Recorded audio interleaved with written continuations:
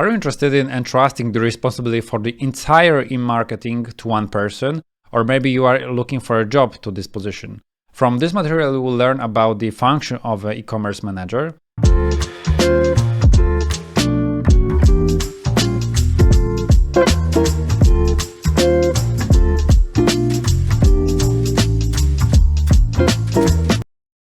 This is a person who should have knowledge and experience in creating and managing multi-channel marketing strategy.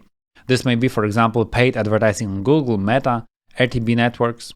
Experience in developing marketing strategies means being able to ask and answer the right questions. Most often, the e-commerce manager asks himself questions that he has to answer. In order to create such a strategy, I present to you the most common ones with the context. First, which source of traffic to invest in? Determines whether a given channel fits into the product category customer needs and their typical behaviors and is suitable for the stage of business development. How much? It defines the amount of investment needed to meet the client's needs, most often revenue and profit growth. When? He decides on the dates and order of launching traffic sources due to, for example, seasonality, and because he wants to squeeze as much sales as possible by taking advantage of a market opportunity. At what point? Decides on the timing and sequence of launching traffic sources due to, for example, the size of groups, list size, recipients, because needs to wait until the traffic increases so that the campaign has a chance to be profitable.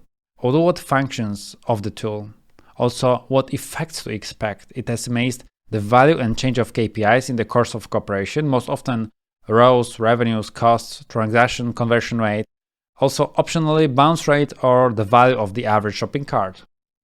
7. What are the risks it predicts? What may cause KPI estimation not to be reflected in reality, for example, as a result of geopolitical, weather situation, service performance issues, or the usability of store engines, the store's users experience, etc. Number 8. What resources are needed and what tasks need to be performed to make the strategy viable? Manages the product, assigns resources to tasks on the timeline. Number 9. Which specialist should be delegated and responsible for the given tools? Assigns work according to competence and availability of team members. And number 10. When will the effects appear? It assumes that probable period of appearance of changes in these KPIs, taking into account all previous points.